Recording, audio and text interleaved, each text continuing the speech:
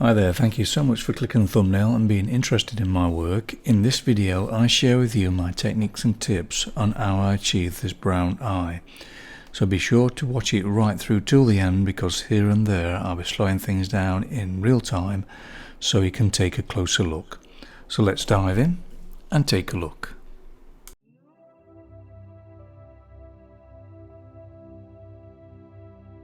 Right, this is just a 4-inch square study, so I'm just doing a centre point and I'm just trying something different, putting a centre mark on each side as well, then using that to get my imaginary angles from, just to get the location of the eye within that sort of square, and just doing it very lightly with a 708 Pastel pencil. Seems a very good pencil because when you rub it out you can't see where it's been. I'm using a ruler now to get the horizontal plane right, so I'm comparing one point against another on the horizontal plane. Now, even though it's just an eye, I'm actually opening my heart, letting go of the mind, focusing on just feeling rather than thinking, letting that image come into me and draw it from inside my heart rather than me going out trying to draw it. And it does make a difference with focusing and concentration. Now, I did notice when I looked in the mirror that I actually got this shape wrong, because it's like looking up a little bit, so just had to get that sort of oval shape right. It's a good idea to look in the mirror now and again, it just makes a difference. Now, reduce the reference image quite small so I'll see the whole thing, so I can feel the energy all at once, because I try to make everything just oneness, a feeling of oneness rather than different details everywhere. Now on for the underdrawing. These are the colours I'll be using for that. And also for the white of the eyes I'm using the blue and the orange there to start with. Just ghosting the image now with a Faber-Castell kneadable razor. Starting off like I normally do with the white, putting more pressure where it's whiter, less where it's mid-tone. Now this is a chance just to correct the outline, because everything's, like I say, is freehand, so just shaping things up, getting some sort of form in there really. I'm doing it very loosely, but trying to get as accurate as I can the placement, because that's what it's all about. I'm not interested in getting the value right, the colour right. It's all about getting everything into the correct place, so when I start putting the rich colours on, it's like straightforward then. But all these colours help because they mix in with the colours I use for the rich colours, and it acts as a vehicle because they're quite chalky, these pencils are, so when I start putting the richer colours on, they glide more on the pastel mat. Here I'm using olive green and red together to create a natural skin tone shadow. Initially for the pupil I'm just using brown and blue, create your own black. Just using the pencil quite lightly just to get things into position with these eyelashes, just getting an idea where they are. Using yellow ochre and red for the skin tone to start with. It's all very basic, this underdrawing is. It's just like I say, it's just preparing the way.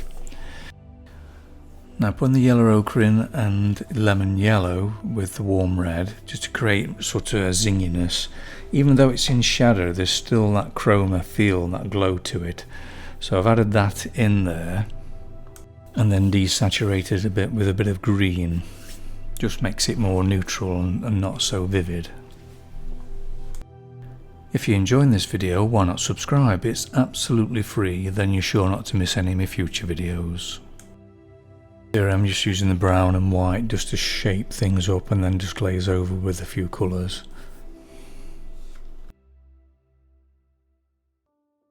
Just showing these flesh tints here I might be using, but they can be mixed by adding white to those reds and yellow ochre there.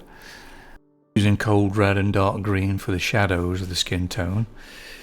But for the actual eye, I'm using the Faber-Castell white here, which is rich in vibrancy like the Caran d'Ache whites are, but with it being a harder lead I can get a finer point with it. So I'm just sculpturing my way and just adding that little bit of brightness. Now I use the Rembrandt white there, then moving the pigment around with the Faber-Castell, so put the white down first and then move it around. The rich colour stage is about getting the values right, the chroma, the temperature, but I'm starting off with the brightest bright, and then I'll go for the darkest dark, which will be that pupil, and then it'll give me the contrast of everything in between. So that's what I tend to work on first.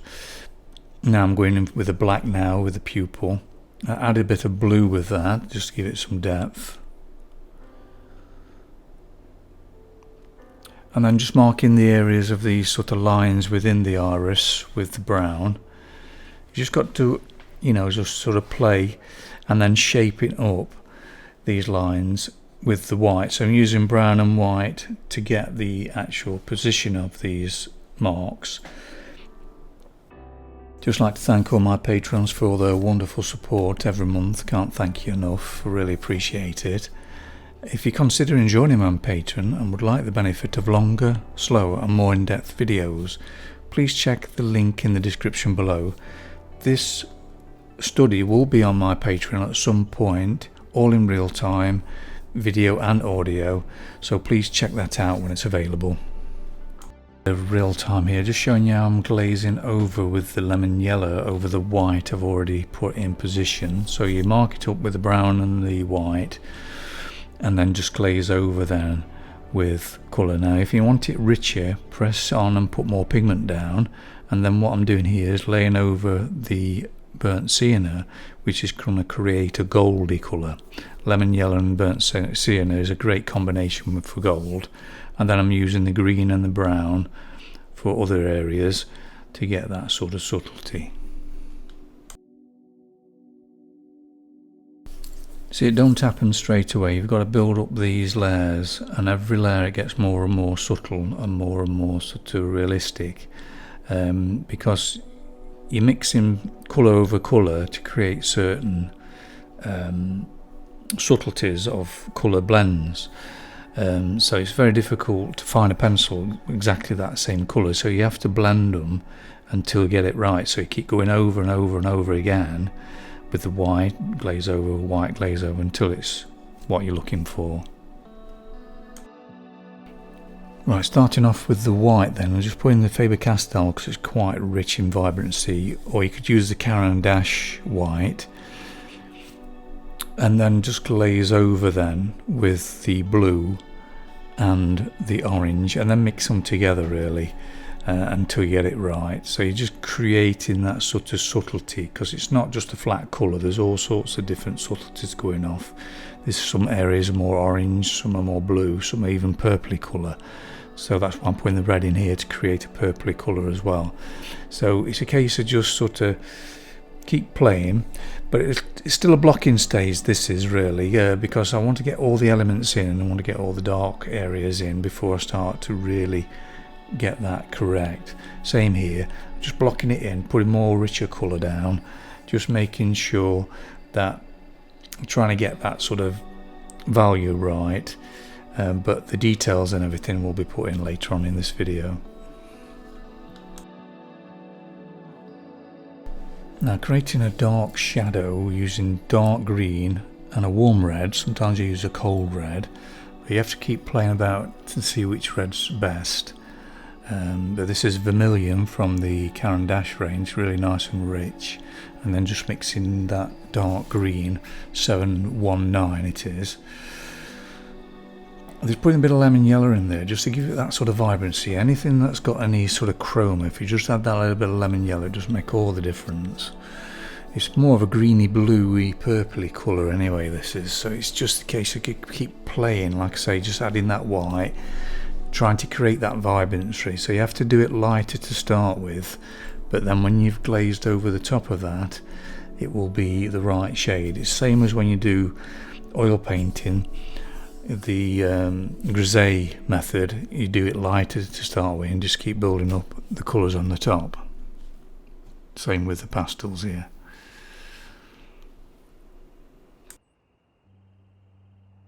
Enjoying this video, why not give it a like and share it with your friends? It would mean so much to me, because this would help the channel to grow. Now to see the values you have to squint your eyes, and to see the colour you open the eyes. Using the black here, it's the Carbothello black, really good black this is. It's so creates a natural sort of looking shadow really. It reminds me of ivory black, and just mixing it with the colours just gives that subtlety, and then you can add the sort of complementary colours on the top of that then. But it's good to get sort of the value with the black in certain areas. It does work well. Now I'm constantly aware of how the temperature feels and how one tone is compared with the other tone, so you have to be careful not to go too dark with things. You have to be aware which is the darkest, you know, revert to your sort of 9 value system and just make sure you've got those variation of values. Now on the eyelid here I can sense there's a vibrancy, so I'm using the Caran d'Ache flesh tint colour and then glazing over then with a bit of red and green to desaturate it, but you've still got that vibrancy that you've put down, you see. That's why you have to put it down lighter and then build it up on the top, and then if it goes too dull you just add a little bit more white or a bit more of that colour you used and then keep glazing over the top, and that's basically what I do there. Now this area here is like a purpley, watery, pinky colour.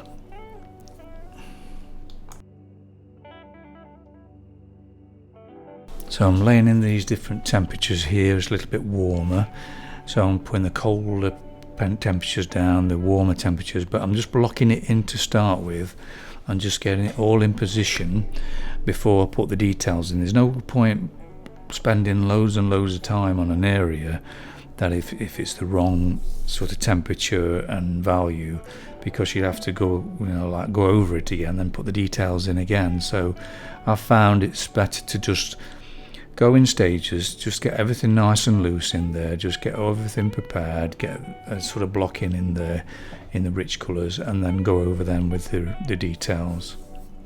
Every stage has its place. Now I'm ready for the details and the overall feeling of balance now, so I'm just starting to put some details down in these eyelashes, varying the pressure of this black. If it's lighter, just less pressure. If it's more vibrant, you know, a bit deeper and a bit sort of pressing on more. Just keeping a nice sort of sharp edge to it, because what I do is use a knife and a sharpen thing, so I just keep turning that pencil to find a new edge on that point, and I'm using the side of the pencil to create that line. I'm using the Faber-Castell black then because it's a finer point, and then going over with the brown, because you always try and put something over the black because the black's can be a little bit dead on its own. Using the green now to desaturate underneath the eyelid there, but it still needs that chroma, so I've had that bit of lemon yellow to it, and then I'm going in between each eyelash now with a bit of Carbothello white just to get that reshaping done, and then just glaze over again. So it's just keep going backwards and forwards until it starts to feel right. And it's quite fascinating when it all starts to come together. And again, you're squinting your eyes, just making sure you've got that value right. Now you're looking for the edges as well. Some edges are sharper, some are more blurred and softer. So it's a case of, there's quite a lot going off when you start doing the details. You're looking at the chroma, the temperature, the value, and also the edges as well. Now, corner of the eye, there's a really bright spot, but I'm just glazing over then with blue. So you twist your point of your pencil to get that pigment onto the pastel mat, and then just glaze over then with blue. Now I'm just working in now the details, so I'm varying the marks of the white, then glaze over the top, using red and green to desaturate. Because when you find you put your red down, it's too bright and vibrant, adding that green, it subtles it down, you see. And then using the white to tint it, so you're doing that sort of thing, putting it down, desaturate, tint, and trying to keep it loose as well. I don't try and put every detail exactly the same now, you know, you don't really need to, because when you look away from the painting, it sort of all merges in, and I like that sort of arty look to it now. When you look at it close, it's all sort of, you know, it's all sort of suggestions of marks, but when you look from away at it, it looks really realistic. Now I went in with the green to start with for the eyelashes, because if I needed to change anything I could make that into a skin tone, because green and red makes like a subtle skin tone. So that's what I've done first. Rather than using brown or black, I've used green, dark green, so it makes it easier to change things up then. If you would like to know more about how I mix shadows for skin tone, I have a free class that you can have. Link is in the description below, so please check that out after the video. Right, just going through in between the eyelashes now with a bit of pink. So it's sort of like a pink mix, and then the Carbothello white, just to reshape all the eyelashes, and then I can glaze over the top once I'm happy how they feel. And then now I'm going in with the black. Now I'm happy with the position of the eyelashes, so doing it with the green first, changing it up, and then going over with the black once you're happy. And then again here I'm just going in between with the white, just putting very light pressure, just find a little fine point on these eyelashes as well, they fade off.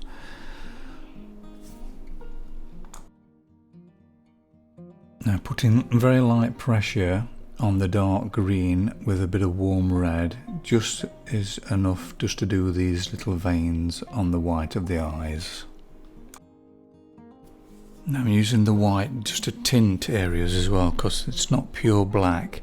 Some of the areas of like a grey bluey colour, so you have to vary it up by placing that white to tint things as well as getting the chroma right. So there's quite a lot to be aware of when you do the detail stage, but it all comes together then, everything becomes one, and there's a feeling of energy that is a wholesomeness to it, rather than a separate things like eyelash detail, iris detail. You know, if you just keep everything sort of feeling relaxed and at one with each other really, and you do that by keeping your vision open and comparing one value with the other, one temperature against the other, and one chroma against the other. So you just have to keep comparing and changing.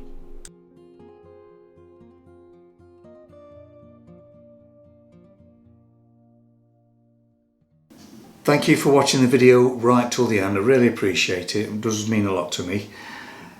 If you found it really helpful, just give it a thumbs up. I appreciate it. If there's any questions at all, leave a message in the description below. And if you want to see any more of my work, please check out this link here. Take care. Bye for now.